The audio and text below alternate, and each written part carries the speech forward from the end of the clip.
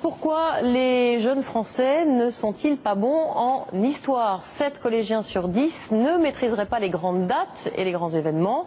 Question de manuel et de méthode selon certains historiens. D'autres, au contraire, pensent qu'il faut vivre avec son époque, mieux connaître l'Europe que le règne de Louis XIV. Nadia Hajbouziane, Frédéric Faure. Clovis, Jeanne d'Arc, Louis XIV et Napoléon, ces noms disent-ils encore quelque chose aux collégiens? Petit test ici à Paris avec des élèves de 11 à 14 ans. Qui surnommait-on le roi soleil? C'est un peu un pharaon là. Louis XIV. Louis XIV. Qui a remporté la bataille d'Austerlitz? Napoléon.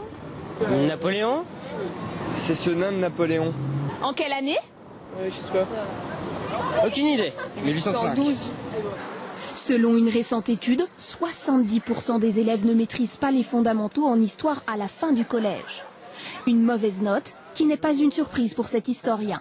Il a enseigné 10 ans en ZEP. Lui défend une certaine conception de l'histoire.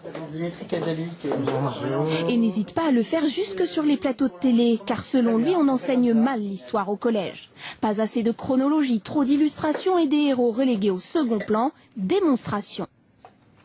Prenons donc un manuel Mallet Isaac des années 75-76 et on voit qu'à l'époque, dans ces manuels, il y avait pratiquement 40 pages sur Napoléon.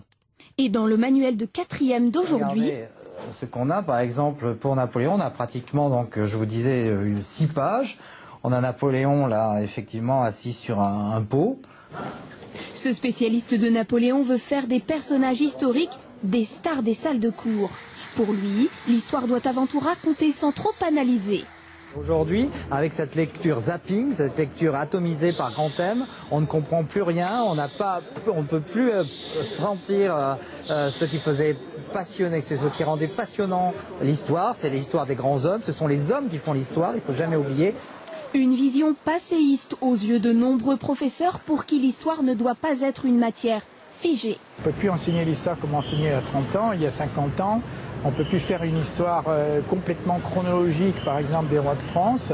On ne peut plus faire une histoire, si vous voulez, comme l'ont connu nos parents et nos grands-parents, parce que la société a évolué. Une société qui s'est ouverte à la mondialisation et qui intègre désormais dans ses livres de cours de plus en plus l'histoire de l'Europe et celle du monde.